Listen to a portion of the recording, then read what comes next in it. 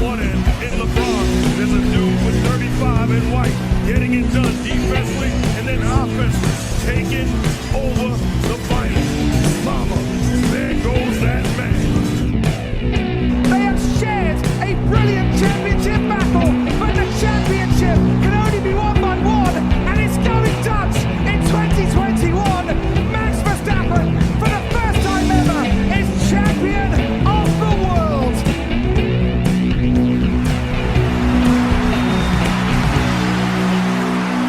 Hello ladies and gentlemen, and welcome to a brand new episode of the Waterboy Experience. I am Jason Shaddix, and I will be your host for this evening. Now, normally, as many of our weekly listeners know, I am not the host of this show. I ride in what we call the bitch seat, while Davis McLemore leads this dog of a show. But unfortunately, he couldn't be here with us today because he is in the hospital due to an unfortunate accident that occurred where a foreign object got stuck up his bum. It's a nasty thing, really. Right now, the doctors are trying to figure out how are they going to remove it. I told him to lube up before, but the boy never listens. Oh, he doesn't. Anyway, due to this week's episode was changed and will instead be our third part of our interview with Kyle Kavanaugh. And if you haven't listened to the previous two episodes where we discussed the history of the Manchester Football Club, then what are you waiting for? Listen to it after you finish this week's episode. Anyway, enough shenanigans, let's get on with this interview. So, we're up to the 50s. So yeah, I think we're coming up to halfway, lads. How are you finding our story so far? It's very fascinating. When you think about sports, you never really think about all this stuff that's going on behind the scenes. And I find it very fascinating. What about you, Davis? I think it's like, you obviously did a lot of research on this. I think it's interesting, like, just how much behind the scenes that you've figured out about the sport and everything. And how much stuff that you just couldn't include in it just because of time's sake. Yeah.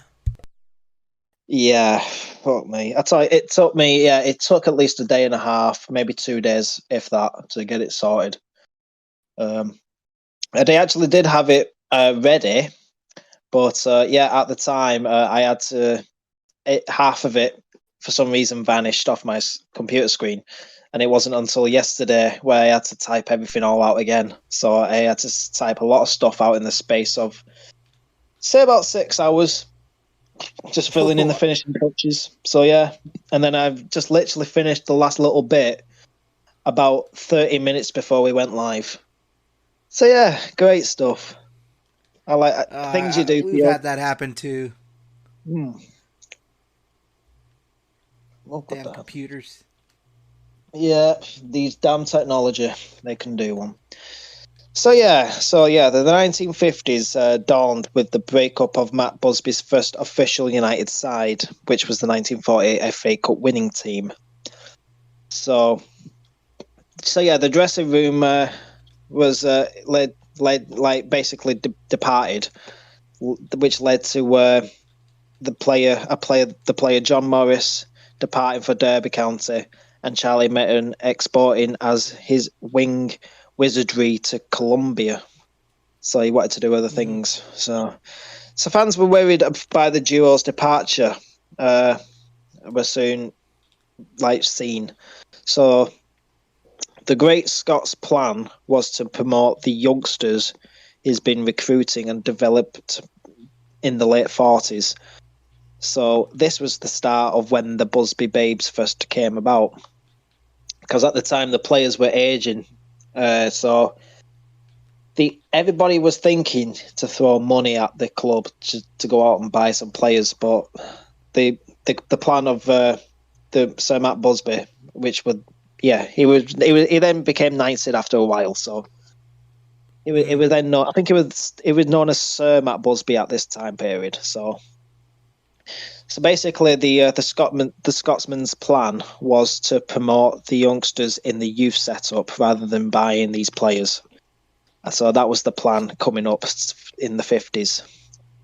So and they developed just create our own talent instead of having to spend more money on getting other talent.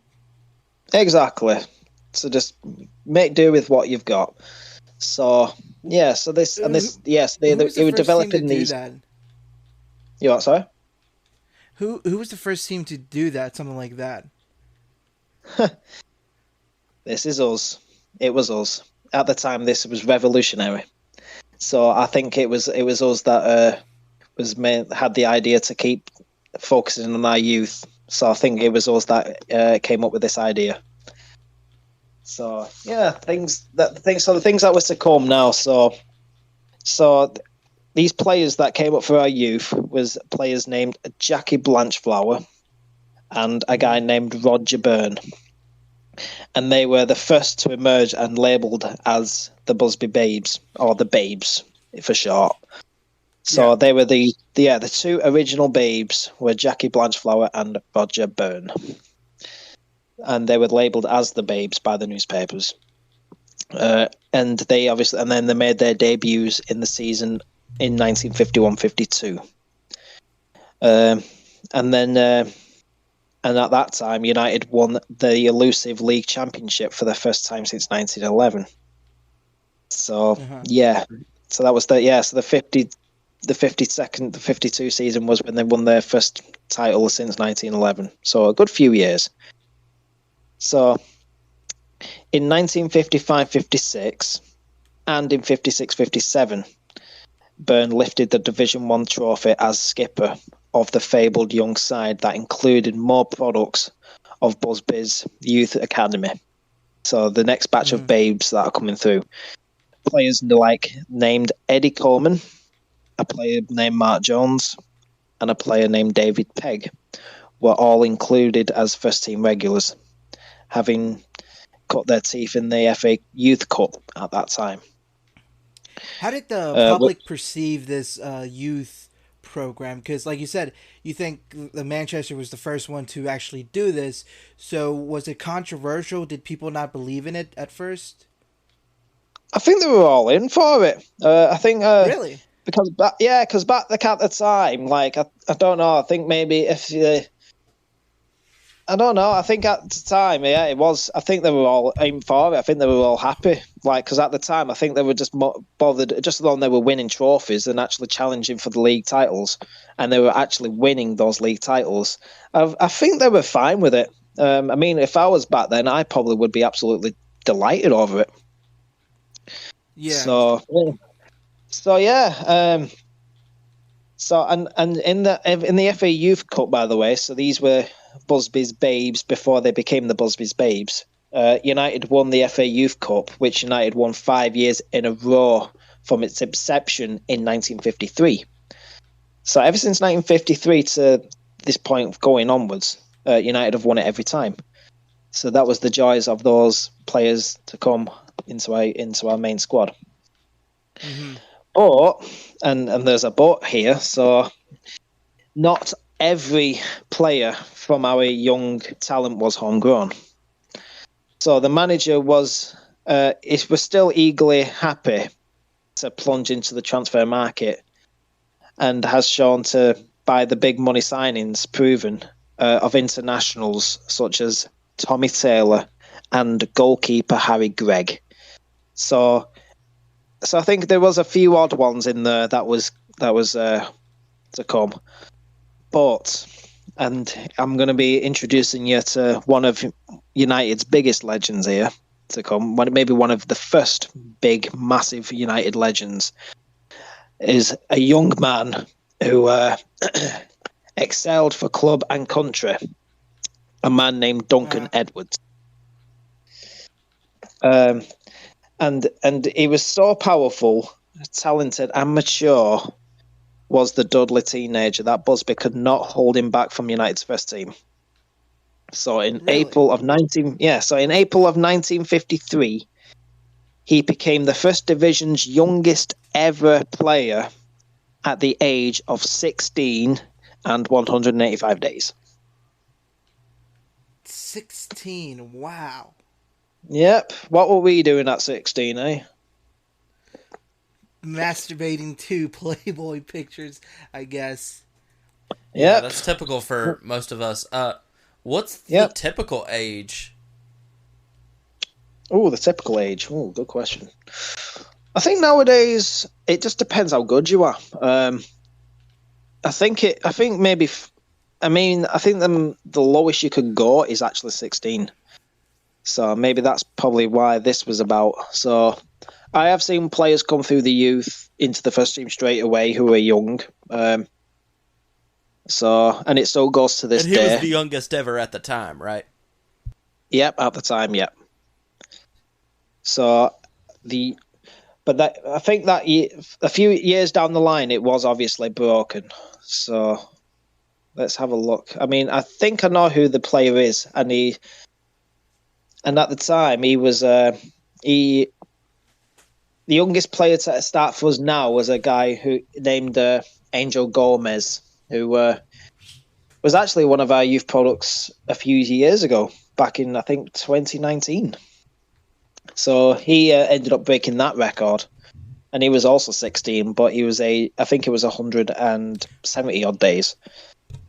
But I think Duncan Edwards holds that record for years up until that point as well. So, but unfortunately, Angel Gomez didn't fill those shoes that Duncan Edwards did. So, Yeah. Duncan Edwards was a very vital part in the years to come as well for us. So, yeah, so one match that epitomised the new Busby Babes era was against Arsenal at Highbury on February the 1st, 1958, in front of a crowd of 63,758 fans. So the Reds beat the Gunners in a 9-goal thriller with goals from Edwards, Taylor, Tommy Taylor, who scored 2, Bobby Charlton, which we will get to, and Dennis Violet. So in here and now, I'm going to be bringing you up now to the one of the most devastating periods of our history. So we're going to be talking about the Munich air disaster coming up now. So The what disaster? it's called the Munich air disaster. So I will explain this to you guys. So it was sadly one of the greatest games in English soil, which destined to be the last game for that particular Manchester United team. So that was, so the Babes headed off into Europe to play the second leg tie against Red Star Belgrade. So the game was really thrilling. So they ended up drawing 3-3, but they won 5-4 on aggregate, which basically means a game over 2 legs. So the game was won 3-3 at Belgrade, and we ended up winning the overall tie, heading into the semi-finals of at the time the European Cup, but it's called the Champions League now. And it was on the way back home. The celebrations were unfortunately cut short. So after refueling in Munich on February 6th, 1958, the aeroplane that they were travelling in unfortunately crashed. So this is the Munich air disaster now. So this is one of our sad periods. So the aeroplane crashed, killing 22 people. So that's including 7 players of the Busby Babes instantaneously killed. So Brian Coleman, Jones, Peg, Taylor, Jeff Benn, and Liam Whelan. It also unfortunately took the life of Duncan Edwards after fighting, and he fought for 2 weeks in hospital, or 15 days to be exact, but he unfortunately succumbed to his injuries. And officials also lost their lives over there as well. Matt Busby was also among that crash. He survived the crash, but he was not in a good state. That it was a very, very dark period in our club's history.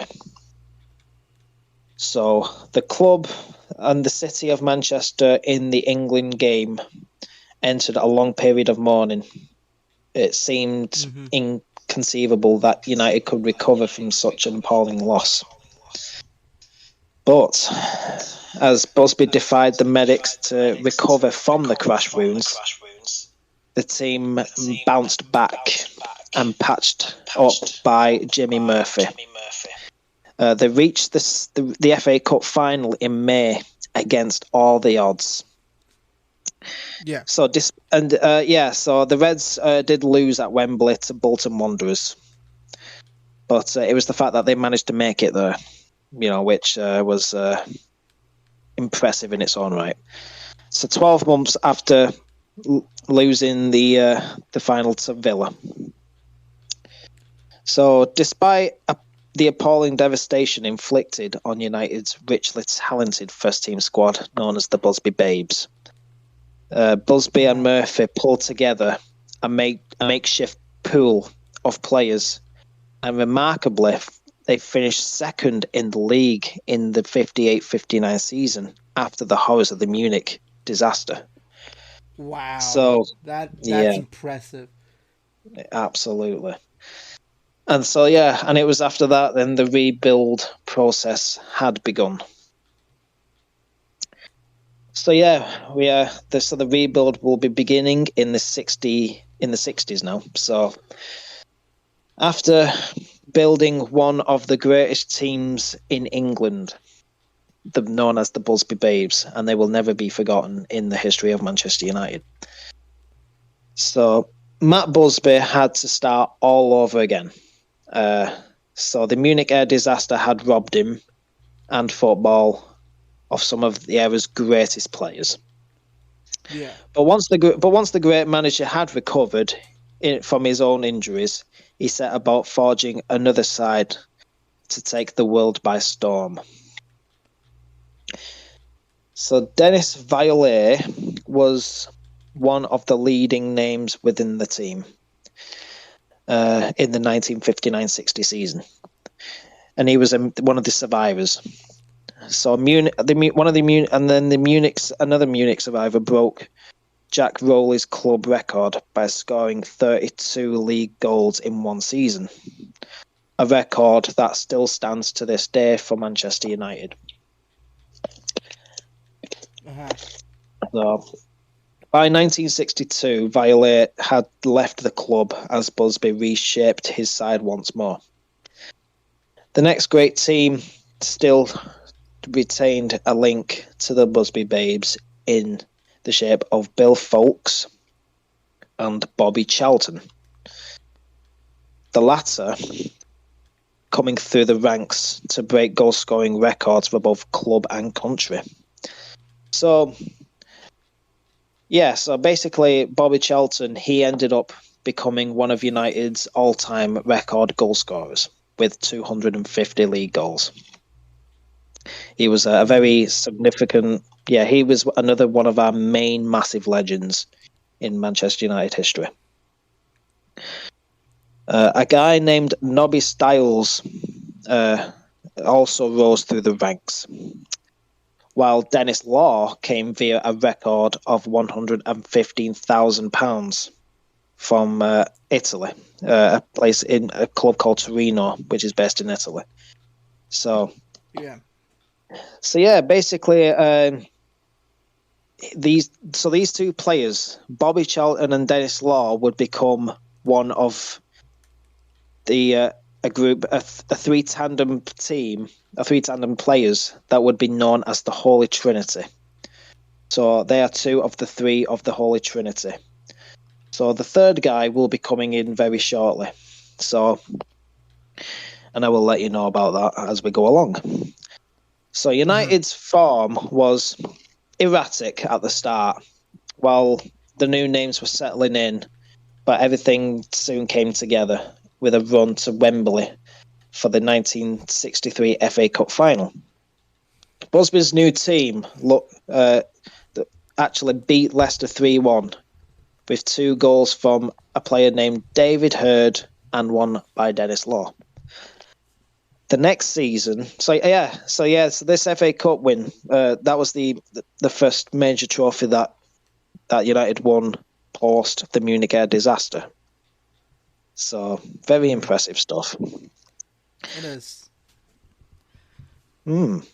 So the next season saw United build on the foundations of FA Cup success to challenge for the title, finishing second, only 4 points behind champions Liverpool once again. So the 1962-63 season was also notable for the signing and debut of the third and final member of the Holy Trinity, a man who Of the Holy Ghost. Amen. a man named George Best. And if you ask any United fan around America who George Best is, they will probably 90% of the time will know exactly who he is. So George Best was a young man from Belfast who would become one of football's first superstars. So back in them days, everybody will know who George Best is. He is the equivalent of, say, who is like Messi is today, or who is Ronaldo is today, or in America's, or the NFL case, who's Tom Brady is today. He was that guy, George Best. So back in those days, he was the star. He was the guy that who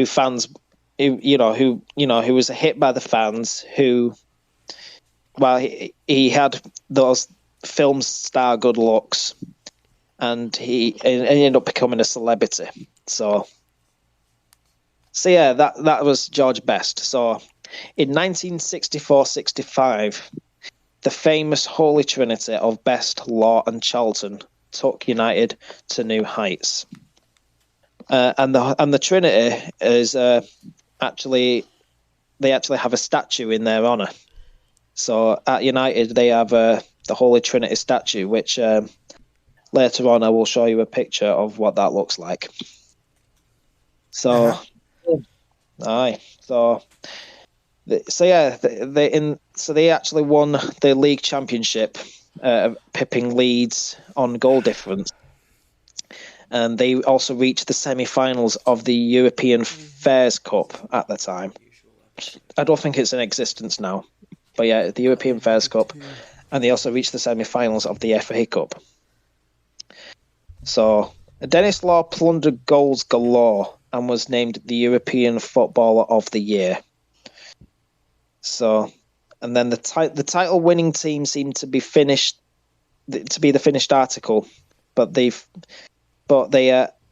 finished a disappointing fourth the following season. Mm-hmm. And and then they exited both the FA Cups and the European Cup semi-finals once again. Wow. So the season's highlight had been the 5-1 away thrashing of Benfica in the European Cup quarter-finals, when Best had been in blistering form under the tag of the El Beatle. And what that means is, if you've ever heard of the band, I mean, you might have done. I mean, everybody should do. If you guys know the Beatles by any chance? I think we've heard of them. Yeah. So the Beatles were probably one of England's most famous rock star groups. They were basically, without the Beatles, there wouldn't probably be rock music in the UK. They were idols over here. So there was they mainly made their name in Liverpool, but yeah, they've gone on to become one of the most famous musician bands to probably ever live in England. And maybe even in the world as well. I'm pretty sure some of the American people would love the Beatles. Oh yeah, but a lot of people love the Beatles over here. Aye. So basically, they gave George Best the name of El Beatle because he would have blended in with the Beatles, because they had the similar haircuts and traits and everything. So, but yeah, in 1966-67. United were crowned league champions again, and another season of European Cup football was guaranteed. So, and the next story that I'm going to tell you now is going to be a very massive part in our history. So in 1968, this United team, nearly a decade to the day, where they were tragically had that Munich air disaster in the time of the European Cup, United would go all the way, beating Benfica in the final at Wembley, winning their first ever European Cup. Led by Matt Busby himself. So, yeah, literally nearly 10 years to the day of the Munich air disaster, they ended up finally achieving the feat that the Busby Babes would have probably been able to do. So at the time, that was a massive moment in our history. So the game was a really thrilling game as well. So the game was 1-1 going into extra time. But so basically, in extra time, that's when it all went absolute wonders for us. So before Benfica's goal, Jimmy Garcia equalised a Charlton's headed goal to take the game to extra time. And then those further goals came in from George Best, Brian Kidd on his 19th birthday, and Bobby Charlton. Again, gave United their first European Cup. And that is 10 years after Sir Matt had seen his dream destroyed in living in the ultimate prize. And it was so it was at this point where he was soon knighted. So at the time he was just Matt Busby, but after this European Cup win, he was then knighted as Sir Matt Busby. Yeah, so, Well, I mean, at least they got that win that eluded them after the incident. Yeah, it went down in folklore. So the following season saw the European champions finish 11th in the league and failed to win a trophy. So yeah, it was. It all went nearly tits up from then. So the Reds also lost the World Cup Championship on an aggregate to Estudiantes of, I think, in Brazil. That one, I think Estudiantes, either there or Argentina, it was one of them two. And it was a match basically married by on-field violence. Despite the anticlimactic end to the decade, United had achieved incredible things in the 60s, and few could begrudge Sir Matt's retirement in 1969 after all he achieved. So yeah, so basically it was at this point now where Matt Busby retired after his 25-year spell. Yeah. And now we're going to be talking about the 70s. So we're nearly there, boys. We are nearly there. So, with memories of the European triumph beginning to fade, Manchester United's attentions turned to their manager vacancy. So Sir Matt Busby had led the club to promised lands. So whoever came in had big, massive shoes to fill. So the decision was to appoint from within by promoting one of Busby's coaches and former players, Wilf McGuinness, to the senior position. A combination of ageing stars and the lack of overall control in team affairs meant that McGuinness struggled to impose his authority, putting popular figures like Dennis Law and Shea Breen on the transfer list did not help matters. And neither did George Best's distracting off-field behaviour. So yeah, George Best, he was at this point he was basically like he basically was a heavy drinker at the time. So he did enjoy his parties. He actually also hated being socially on cameras, like in front of people. So so people might have suspected this, and this is a myth, but at this time period, George Best might have had Asperger's syndrome. but nobody What is that? obviously didn't die. So yeah, so basically, yeah, so it's a type of autism. Oh, okay, I get you. Yeah. I mean, I've got it, so so I know exactly what this guy, what he was like, because I've seen what his traits are, and it's like, yeah, I understand where he's coming from. So yeah, so Will wasn't allowed to struggle for too long, though. So, as on Boxing Day of 1970, he was relieved of his duties, which so that didn't take long, and Sir Matt was put back in temporary charge. So even though Sir Matt Busby retired, he came back only for a temporary basis. So a guy named Franco Farrell was the next man to take charge on June of 1971. But despite a promising start, United's 5-0 defeat by Crystal Palace on December 16th of 1972 was the Irishman's last chance in charge. So yeah, this is what happens when you have a really good, successful manager, and then after that, the big shoes to fill is that immense people struggle. Yeah. So although O'Farrell's tenure was short, he still left his mark by signing Martin Butchen for a record fee of £125,000. So the former Aberdeen captain was to be a key player for O'Farrell's successor, Tommy Docherty, who was appointed around Christmas in 1972. So Tommy Docherty's first challenge was to keep the team in the top flight, while gradually replacing the legends of the 1960s. So Sir Bobby Charlton, had announced he would retire at the end of the 1972-73 season.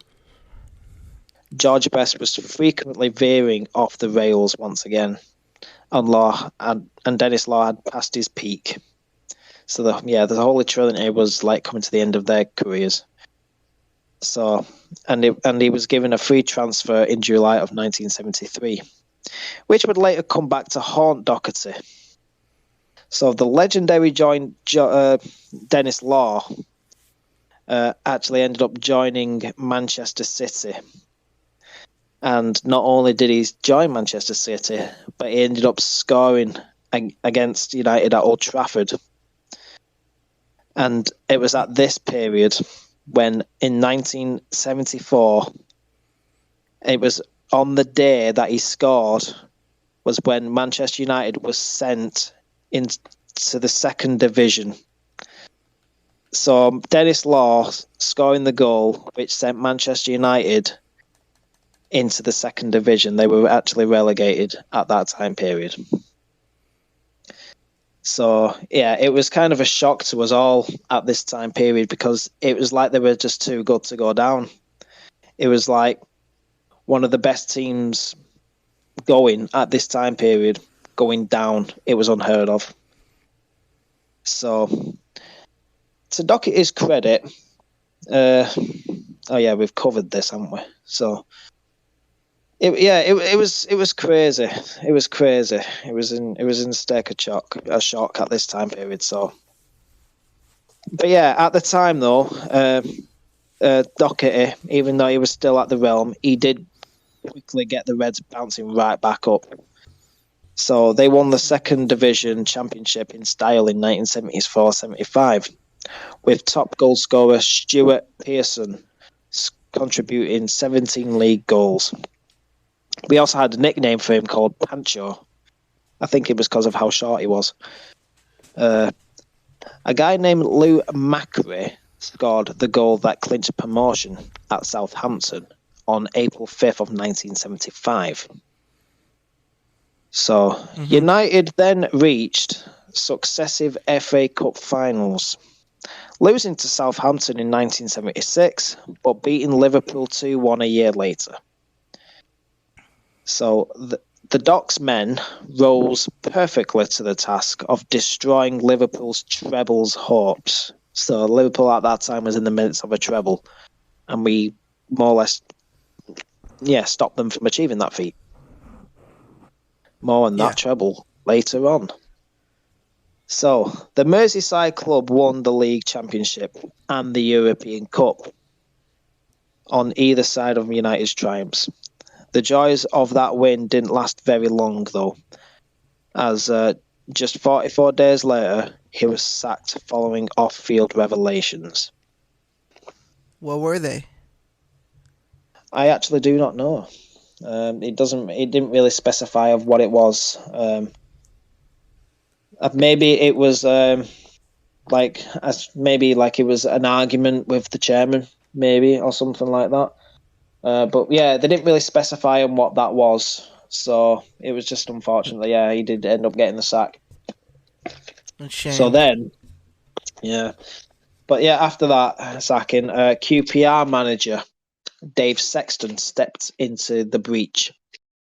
And although he finished no higher than 10th in the table in his first two seasons, in the 1977-78 and in the 78-79, he again guided the side to Wembley in 1979, which unfortunately the Reds lost there 3-2 to Arsenal, in one of the most memorable finishes to an FA Cup final. So Gordon McQueen and Sammy McIlroy scored in the last 5 minutes to bring United back from 2-0 down, only for Alan Sunderland to grab Arsenal's winner in the brink of extra time. So, jammy bastards. So those frantic last few moments at Wembley summed up the 70s for United. A decade of high drama when the great highs and lows were never far apart. So yeah, the 1980s. So back then, the 1980s, it was a really poor time period. But the things that were to come, though, which we will get to. So United made a poor start to the 1980s, but Dave Sexton and his team recovered to win 8 of their last 10 league games in the 1979-80 season. And they were just 2 points off Liverpool in that title race. So the Reds produced another blistering finish at the end of the following season. The 1980-81 season, when they won their last 7 league games in a row. This time, however, only an 8th place finish was on the table that was secured. The position which the club's board could not tolerate, and Sexton was sacked on April 30th, 1981, after 4 seasons in the dugout.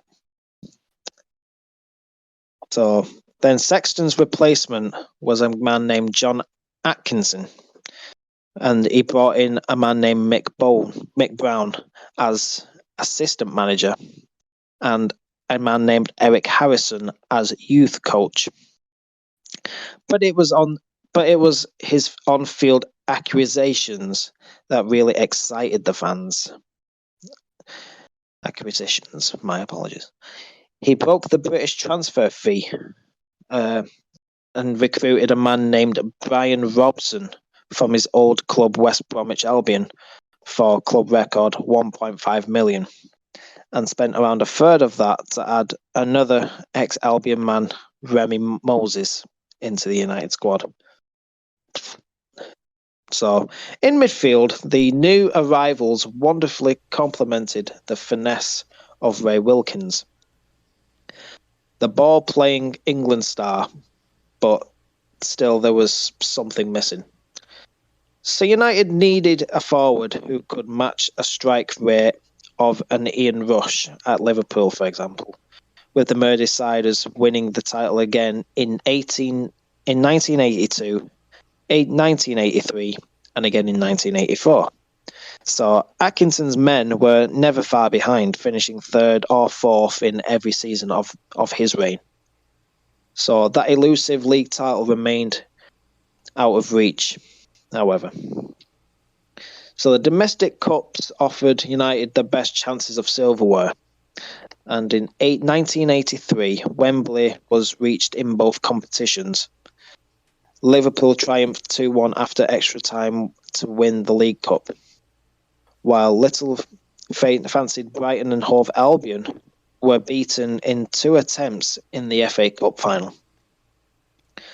A 2-2 draw was followed up by a thumping 4-0 replay win for United through goals from Brian Robson, who scored 2 that day, Arnold Murrin, and a man named Norman Whiteside.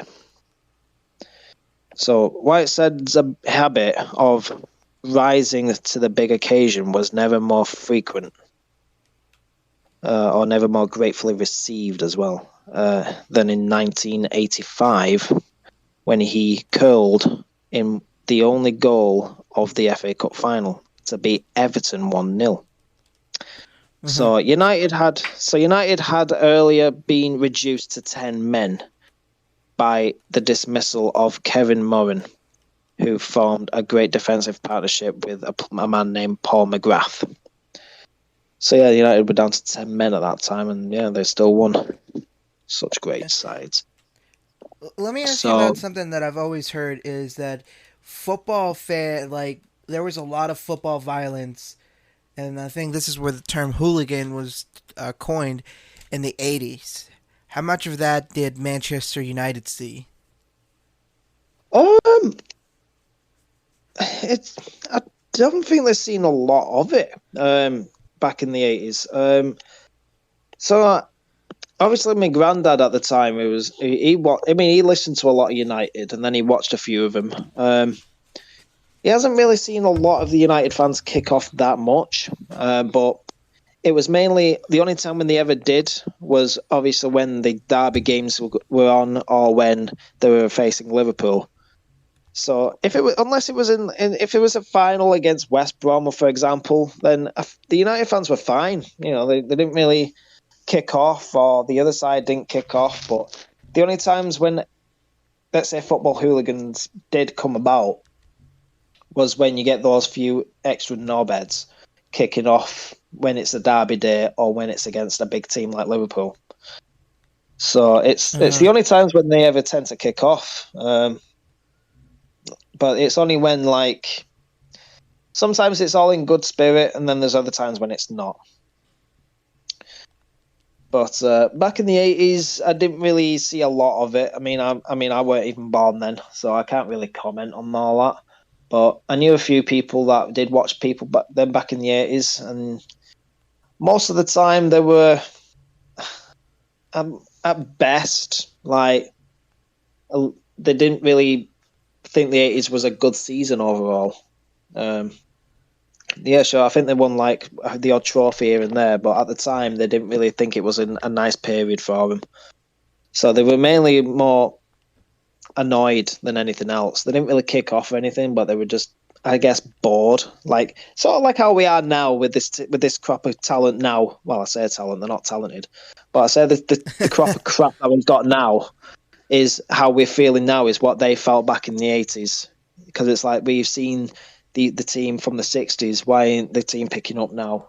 And it's similar to this, like, why the team from here now not doing what the 90s used to do. So on the 90s, we will get to that. So, but yeah, so here we go. So the next part of our long, illustrious seasons ahead is about to commence now. So in November of 1986, United at last appointed a proven winner after the sacking of the previous manager. So he was a man who was at Aberdeen, and you might have heard of him. He was called Alex Ferguson. So this manager had claimed every prize that Scotland had to offer, and not to mention the added bonuses from the European Cup Winners' Cup, when his team defied the odds to actually beat Real Madrid in the final.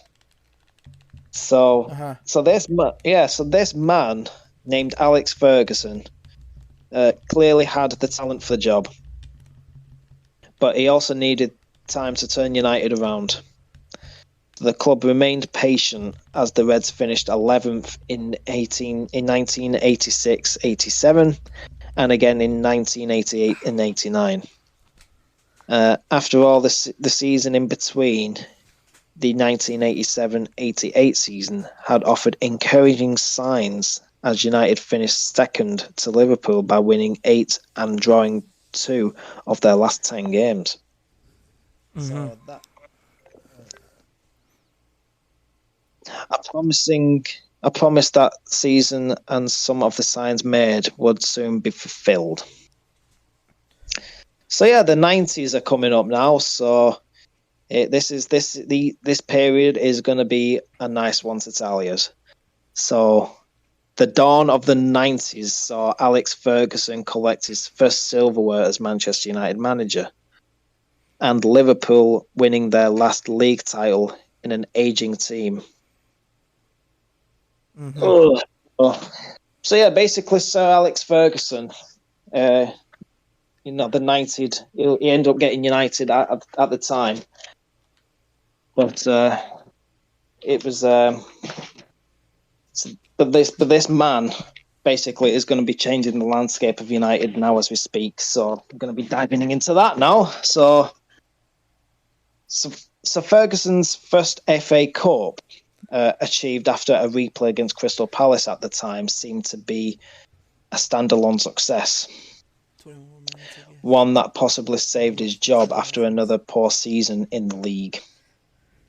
But 9 years later, it seemed that Lee Martin's winning goal against Palace lit the fuse for an explosion of unprecedented success to come. So, first and foremost, winning the FA Cup in 1990 allowed Manchester United to make a return to European competition after an absence of 5 years following the Hazel disaster. So, no, I haven't really seen much of this Hazel disaster, but I've been told what it's about. So, basically, what it was is the Hazel disaster was football related. Yep. So yeah, so it was basically a crowd disaster, which occurred in 1985, where mostly Juventus fans of Italy was escaping from a breach by Liverpool fans who were pressing against a collapsing wall in the Hazel Stadium in Brussels before the start of the 1985 European final. So yeah, it was a very, very bad period. So, and the team got punished because of the fans.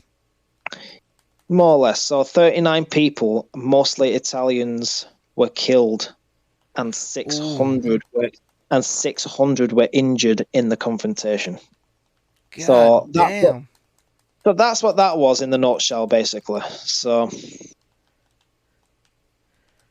yeah, that's a big number of people not only getting killed but getting injured. Yep. So, but yeah, that's basically what that was. So I think maybe we more or less took that advantage following what happened then. So I think the Liverpool club got taken out and we got put in. So we actually went all the way to the final of the European Cup Winners' Cup in Rotterdam, where our opponents were Barcelona, the former club of United star striker Mark Hughes. So 2 goals by Hughes sealed the 2-1 win in United's favour in May of 1991, and that was 23 years after the club's first triumph in Europe. So this wasn't the Champions League, but this was basically it was like the European Cup Winners' Cup. So basically, it was like 2 teams that won a certain trophy. It was the cup for the cup. The cup for the cup. Basically, absolutely, yeah. That's that in the long shot. So yeah, the long wait for that elusive league championship very nearly ended though in 1992. So the Reds had already won the manager's trophy, third trophy in March. So the League Cup, and there were a 2-horse race between us and Leeds for it, basically. So Liverpool were out the running, but we still had a say in the destiny of our title. So beating United 2-0 at Anfield to end their arch rivals challenge. So the 1991-92 title would be remembered in Manchester as the title that United lost, rather than the one that Leeds actually won. So Leeds, after all, were not the greatest football powers in the 90s, and their star quality was further reduced when they allowed one of their best players across the Pennines in December of 1992. So this guy we're going to get to. This guy is synonymous in our history as well. He is up there with one of our biggest club legends. So we're going to be telling the story about Eric Cantona. So Eric Cantona was sold to us from Leeds United to Old Trafford. So the Yorkshire club practically handed over the keys to the league championship at that time. So the Frenchman was brought that little extra bit of magic and confidence that we had been missing from United's previous campaigns, and was in an instant hit with the Mancunian faithful, scoring 9 goals to help the Reds win their first league title in 26 years. So basically this guy he's been known as King Cantona. So we've been calling him King Cantona ever since this period, I believe, because he just ended up becoming one of the greatest players to ever play for our club at this time. They were in love with him. So in the following season, in the 1993-94 season, the team virtually picked itself en route to an historic league and FA Cup double, with Cantona once again supporting the iconic number 7 shirt that had been Brian Robson's property for so long. So the number 1, meanwhile, was undoubtedly another club legend in a guy named Peter Schmeichel, arguably the best goalkeeper ever seen in the English game. And he probably is, in my opinion, because Peter Schmeichel was one of the greatest keepers that United ever produced. And we've produced some good goalkeepers, but this guy, Schmeichel, was, in my opinion, the best goalkeeper ever seen. And this is coming from a guy who's only just missed out on this period. So Cantona's 8-month absence from the January 1995 season, because and the story goes, because basically what happened was Cantona, they were having they were basically a game against Crystal Palace away. Basically Cantona was banned for 8 months following a clash with a fan at Crystal Palace. So long story short, Cantona karate kicked him right in the face. And the reason being is because I think they were calling him all sorts of names, basically, and the king snapped. And so he basically Hadoukened him in the face. Literally, Popper went full on Ryu and Ken on him. It was literally full on banter. So What was his punishment for doing that? So he got he got suspended for 8 months. So he was banned from playing by that point. Yeah. So I mean, even though it was fucking hilarious, you just can't kick a fan, even if he did annoy him. And do deserve it.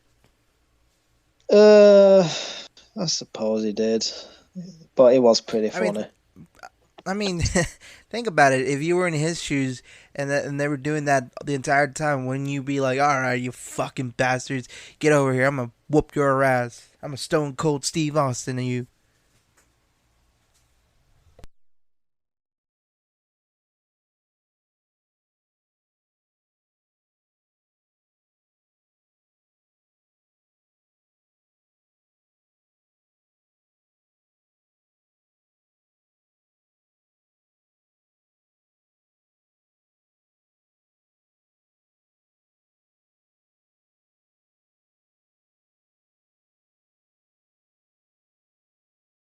Oh yeah, I mean if you go to like any sporting event and you expect to stand there and call the players all these different names and all that stuff, and you expect no repercussion at all, then you're an idiot. But so in a way, he did deserve it, but it was at the same time it is unprofessional to just wall off and Bruce Lee a guy, just go. But in a sense, though, that it did actually cost us another league title, in a sense, because obviously he was one of our best players, and it was a big blow to us in the end. So it proved to be one of our undoings. So he tried to. We did try and defend our double at the time. So the Reds United surrendered the league title by 1 point to Little Minnow's Blackburn Rovers. And them winning the trophy in itself was a shock to the system, because it was like an unheard of thing at the time, where these plucky underdogs managed to win the Premier League. Never been done since, up until the 2015-16 season. And I will explain that to you guys in a short while. But it's like basically the equivalent of, say, I don't know, the Chicago Bears winning the Super Bowl, even though they're shit. So, it's How the about equivalent the of Detroit Lions winning the Super Bowl? Hey, Exactly. now Yeah, don't exactly. raise my hopes up. Well, you never know. One day, I'll never give up hope. Oh, mate, they're shit. They're completely fucking shit. There's no hope, but we get what you're saying though. So, I mean, Yeah, that it's was So the equivalent was of Lions huge. winning the Super Bowl. That's literally what this was. So Blackburn did defy the odds to actually win the Premier League at the time. It was a huge upset, and we was obvious. And if we'd had Cantona at the time, we would have won that league. And then we also lost the FA Cup final by another goal to Everton. So yeah, thanks Karate Kick Cantona. So the former champions were hampered at Wembley by an injury to Steve Bruce, who was another United player at that time period. The brave captain, who was a defensive rock in the early years, and his replacement at half time was a guy named Ryan Giggs, who was also not fully fit. So a story about Ryan Giggs is he is definitely one of our biggest legends as well. Reason being is Ryan Giggs is a record setter at United. Didn't contribute as many goals, but he does have the record for the most appearances in the Manchester United shirt. So yeah, after all these years that he spent a good 1990. Yeah, so he spent a good 14 years, or a good 24 years, sorry, at Manchester United. So he's the yeah, longest. Where does that long tenure? Where does that stack up against like one of the longest tenured players overall in England? Top is in the top 5 easily. So there's other players that have made like the most appearances in the Premier League, but that's spanning in different clubs. But this guy, he's literally a one-man club player. So he spent all of his tenure, his career at Manchester United. So yeah, he's literally is an icon. So he did play with the United for 23 long years. So he made over 960 appearances for the club, 963 to be exact. So that man is one of the all-time greats, and he has won many trophies to come. So, and he was also among the class of 92. So, and the class of 92 was basically a team from our youth. And they all came up from the youth, which was introduced by Alex Ferguson.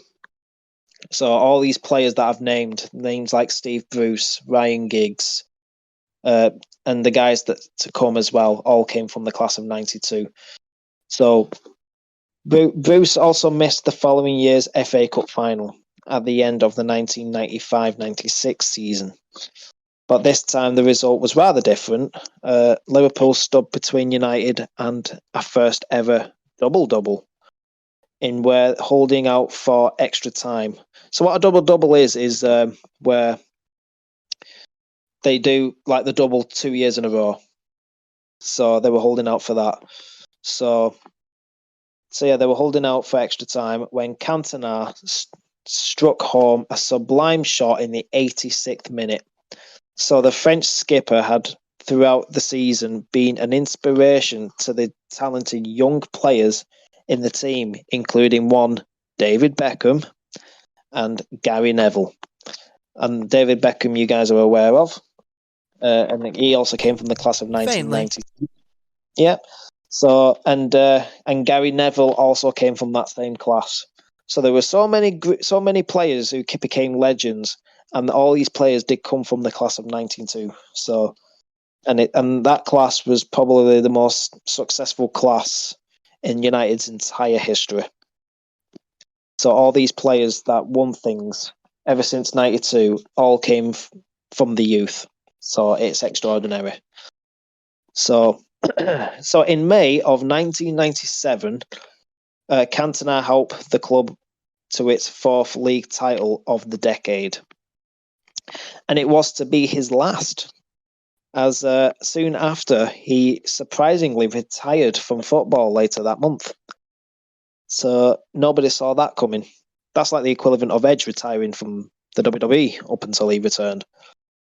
So it just kind of like came out of nowhere. Out the blue, complete. It was in his prime. He was fit as a fiddle. And yeah, he basically did say that he wanted to retire. So why is that? Yeah, though? Was there a specific reason, or huh? I think he just because he had nothing to prove in his mind. Like he won everything there was to win. Yeah, in his mind, he's done everything. But yeah, he wanted a new challenge, I guess, in life. So yeah, he retired from football, and that obviously sent shockwaves of Eric's decision. Seemed to be the last of his for a whole year, as the Reds went empty-handed in 1997-98. They didn't win a single trophy at that period. So Arsenal won the double at that time. Again, injuries to key players, especially Giggs and a legend that was named Roy Keane, were cited for United's downfall. So all these players that we'll be naming from here onwards is the players that I grew up watching. So David Beckham, Gary Neville was two in names that I grew up. Ryan Giggs was a name I grew up watching, and a guy named Roy Keane who is brilliant. Like there's loads of stories I can tell you about Roy Keane, because he's a fellow Irishman who's himself like myself. So so Roy Keane was a fierce leader on that pitch.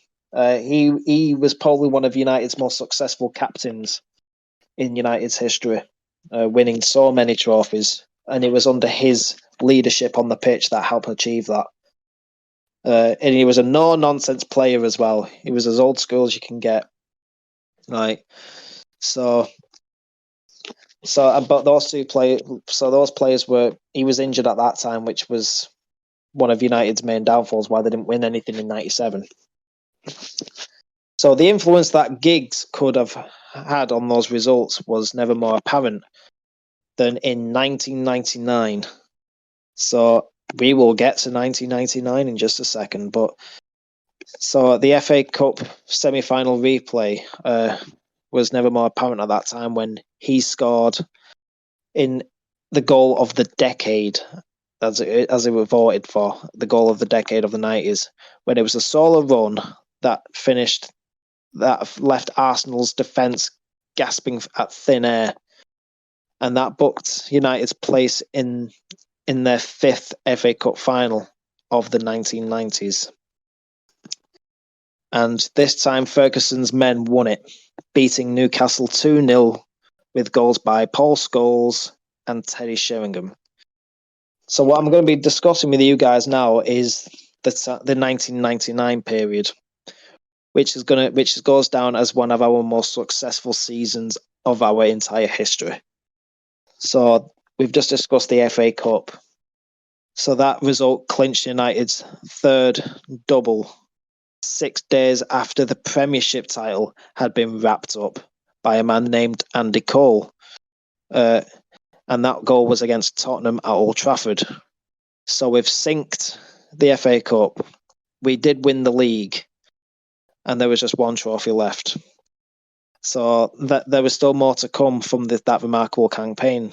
After an epic Champions League semi-final against Juventus, when Roy Keane inspired the team to fight back from 2-0 down in the second leg. So United marched into an epic final against Bayern Munich in Barcelona. So United's attempts to win the European Cup for the first time since 1968 looked to be doomed when Bayern Munich took an early lead through Mario Basler and defended it with typical German resilience. So this is where things are going to go really mental now, right? So it was coming up to the 90th minute, so the game looked pretty much over at this point. So, and then all of a sudden, we score through Terry Sheringham in the 91st minute. And then 2 minutes later, his fellow substitute, Ole Gunnar Solskjaer, fired in the winner to make the score 2-1. So United went from 1-0 down in the 90th minute to 2-1 up in the 93rd. So literally a few minutes apart, they went from losing the Champions League to clinching an unprecedented and historic treble. And Ferguson was subsequently knighted as fans around the globe basked in that glory. So, yeah, it was the first ever English treble by any club in England and has not been achieved since. So yeah, we won the FA Cup, the Premier League, and the Champions League all in one season. And that is one of our most successful periods in the history of Manchester United. How rare is that? It's very rare because no other club has ever achieved that feat up until that point. And all that time, it happened within the space of 2 weeks as well. So in 2 weeks, we managed to win 3 trophies. So the only other team that was very close to doing that was Liverpool this season. It would have been this season gone that Liverpool could have achieved something even better than this. So, yeah, because they were in the mixed. They've already won the League Cup because we actually did not win the League Cup in this season. Liverpool actually won the League Cup. They won the FA Cup, and they were very, very, very close to winning the Premier League. And City came back to win 3-2 in their other game. So City won the league. That's this season gone, and Liverpool were also in the Champions League final as well. So, yeah, so they were very inches away of doing something that could have even been better than this, but they didn't. So the treble will still always be ours. And that's why us United fans were celebrating the result against, when Liverpool lost to Real Madrid. That's why us fans are very happy. And now you know why. So, it's a season that we'll never forget. And even I watched these games as well. And I've never seen them because I was only, I think I was only 3 at the time when this happened. So, I probably would have watched it. I wouldn't have remembered it, but I would have been watching it with my granddad and my mum. So, but yeah, it's something that we will never forget for years to come. And if anybody asks you what the treble is, and if you ask any United fans what the treble is, and they will tell you what the treble is, which is obviously what we've just achieved here. Ooh. So yeah, it's such a great period. So, but then soon after the treble, it actually did become a quadruple when Sir Alex's men travelled to Tokyo, Japan, to compete for the Intercontinental Cup. which I don't think is in existence anymore. So that's actually that's the equivalent of what the World Cup champions is. So what this means is, so it was basically the winner of the Champions League versus the winner of the Copa Libertadores, which is similar to the Champions League, or is the Champions League based over in South America. So that's the Intercontinental Cup. So it's the winners of the Champions League versus the winner of their version of the Champions League, and whoever won that gets to become the Club World Cup champions in a nutshell. So that's what that is. So we actually did win that little trophy. So I think that was a 1-0 win. And they were crowned the World Cup champions. So officially at the end of the millennium, the biggest club in the world had also become the best in the world. So that was the most successful period in United's history. And it's only going to get better from here as well. So we're coming up to the noughties now. So from 2000 to 2009. So how are you guys finding the story so far then? I mean, we're following it pretty good. Yeah, it's just like I said, there is a lot. It's a lot of information to absorb in at once. Yeah. Well, hey, be careful what you wish for, right? We did bring this upon ourselves, but I find it very interesting. Sorry, I find it very interesting. Yeah, so because obviously there was so much to get into, so we are now coming up to nearly the crescendo now. So we're coming up to 2000 to 2009. So this period was pretty good as well. So United started the decade, the century, and the millennium in typical pioneering fashion, entering a brand new competition, which was that FIFA Club World Cup Championship in Brazil. So, which I've explained that to you guys. So that was actually So basically what happens is when you win that trophy, you get this little gold badge and you can stick that on your chest or whatever. And obviously we were the winners of that, so we got that little gold chest badge or whatever.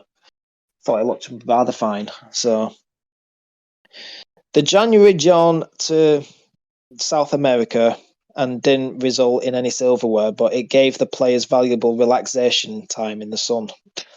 So that's what this is. So rejuvenated by this, United raced ahead of the rivals in the title race on the return to England. So after they had failed to capitalise at the start of the year, Sir Alex Ferguson's men achieved their 6th Premier League title.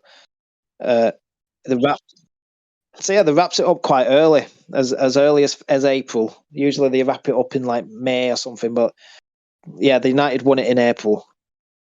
So, and this was without the convincing replacement of Peter Schmeichel as well. So Peter Schmeichel was coming up to the end of his career. A host of goalkeepers, including Mark Bonich, tried and failed to establish themselves during the 1999-2000 season. So it was hardly a surprise when the World Cup and European Cup Championship winner Fabien Barthez joined United in 2000. The eccentric and formidable French goalkeeper helped win United a 3rd successive title in 2000 to 2001 season. So three titles in a row is what we've just achieved there. So I think that was one of the first. I think that was like maybe the 3rd time that's ever happened, where they won back-to-back leagues. A feat that's only had been previously done only a handful of clubs in England. So Liverpool achieved that, and they was the last ones to do that back in the early 80s. But it was under the supervision of 2 different managers. So Sir Alex Ferguson had been at the helm for all 3 of United's back-to-back titles and was the first manager in English football to achieve that hat-trick. So on the back of this latest trophy, he announced his impending retirement, only to, thankfully, change his mind and decided to stay. So yeah, we could have nearly have lost Fergie at this time period, but he decided to stay. So good job he did as well. So in 2002, we signed a man named Rio Ferdinand, and he's a club legend as well. And he was one of the England's best performers at the World Cup finals in Japan and Korea. You know, obviously they lost to Brazil at the time. So, and Rio stepped up to the plate, and he got given the United contract. So the 30 million acquisition from Leeds added the steel that had arguably been missing from United's defence since the departure of United legend Jaap Stam to Lazio. So, by the way, there is going to be a lot of United legends at this point. So this will be a story for another time. But I will just say that they are just United legends, but there is a lot of them to get through. So Rio Ferdinand helped the Reds to recapture the Premiership title in May of 2003, a season that marked the departure of United's favourite sons. So David Beckham left his long-time home by signing for Real Madrid, but his career as a Red ended on a high, scoring a trademark free kick against Everton on his final day. So that was David Beckham. When David Beckham left the club, was there any feelings of betrayal, or was it more like a respect, like we understand, farewell? Yeah, kind of thing. It's definitely the latter. Yeah. So yeah, cause I think the only time we felt betrayed is if we went to another club in England. Like, say, if he went to City or Liverpool, for example, we probably would have. If he went to Liverpool, Yeah, we would have hated him then. But no, he went to Real Madrid. He wanted a new challenge. He spent 11 years at United, so we understood. We say his see you laters and all that sort of jazz. So yeah, he was missed. And you understand. He wanted. If he wanted to be able to say, he played soccer all over the world. I mean, and now he's playing with the Galaxy here in the MLS. So yeah. He's getting around with his career. So, oh, absolutely. But basically, what David Beckham's doing now, though, is he is retired from football. So, but he's actually not. He's still in America. Yes, so he's still in America, but he's not a player anymore. So basically, with him, so after he's had his career with Real Madrid, he went to the LA Galaxy. Spent a good few years there. I think about 7 years actually. He did quite well with them. But at the time as well, he also went on loan to AC Milan. And it was at the time period as well, he actually came on as a sub against Manchester United at Old Trafford. So and at this time I think we were 3-0 up already against them. So when he came on, instead of the fans booing him, they were actually cheering him.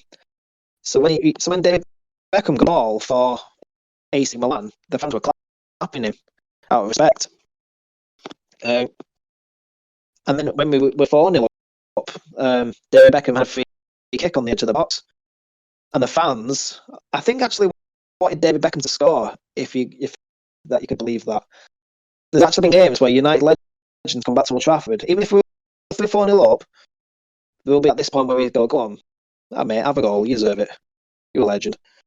So basically what happened was he did a free kick, but he actually hit the post, and fans, instead of going they were in shock that he didn't go in.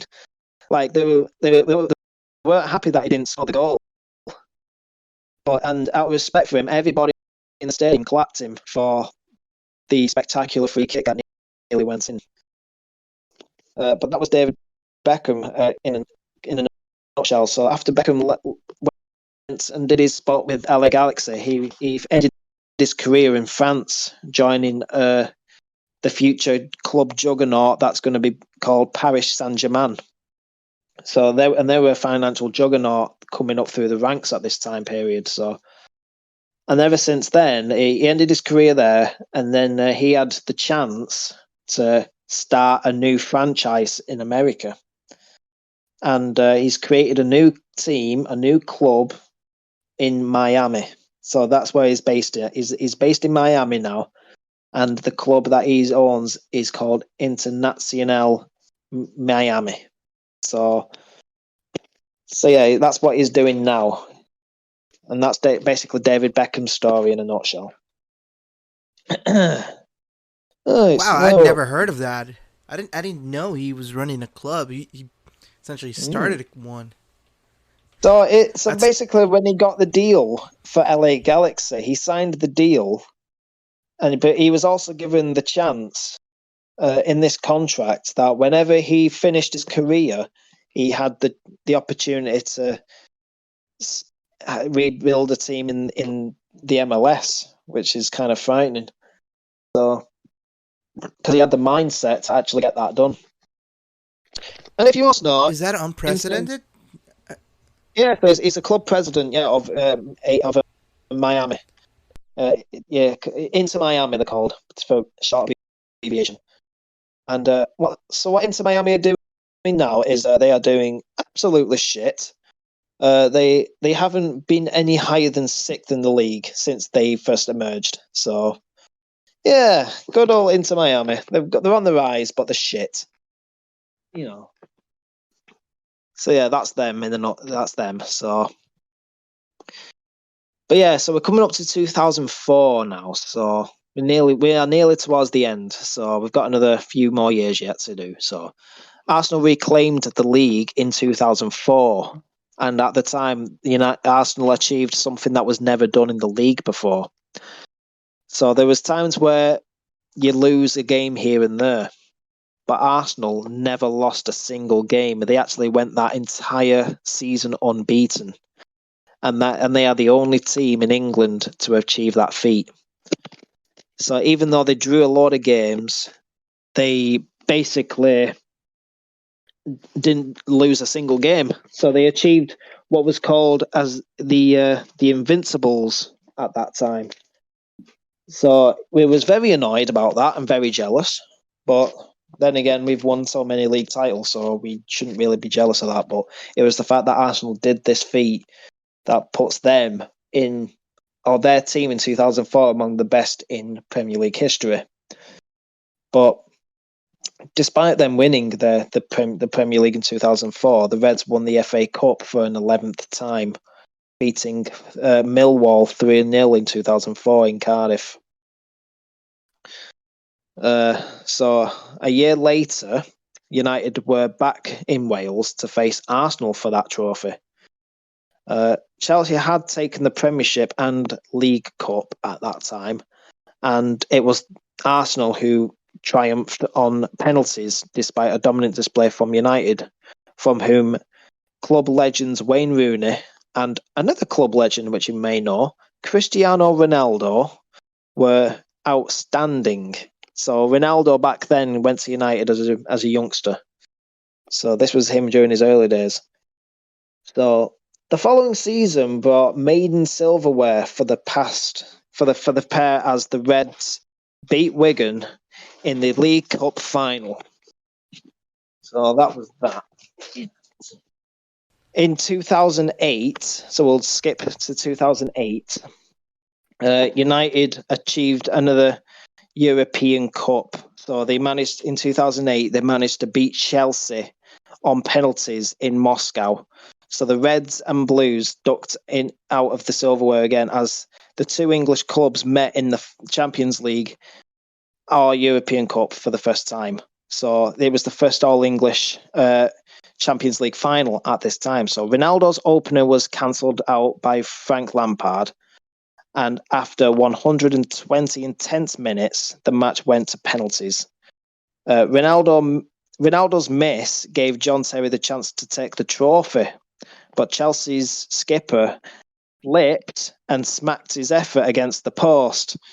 Everybody was screaming out of their minds. So United went on to win the shootout when club legend Edwin van der Sar saved a Nicolas Anelka's effort, ensuring Europe's biggest competition had won by the men from Manchester United for a third time. So yeah, that was our third Champions League that we've won during this period. So Hey, I And know. So yeah, that was the record? no, well, I won't say broke the record. No. So basically, what that was is they achieved the Premier League and Champions League double at this time. So it wasn't as good as our treble winners of '99, but it was. I mean, it was the only Champions League final at that time that started as two English players. So that was the first time that ever happened. So that was why that's considered among like one of our best triumphs. So, and that was our most recent and last time we ever won the Champions League. So, I know your laptop's dying, so I know you guys have got to get to work. So, if you want, we'll wrap this up here and then we can discuss the rest of it at a later stage. Yeah, that'll work. Yeah, so we've only got from 2010 onwards.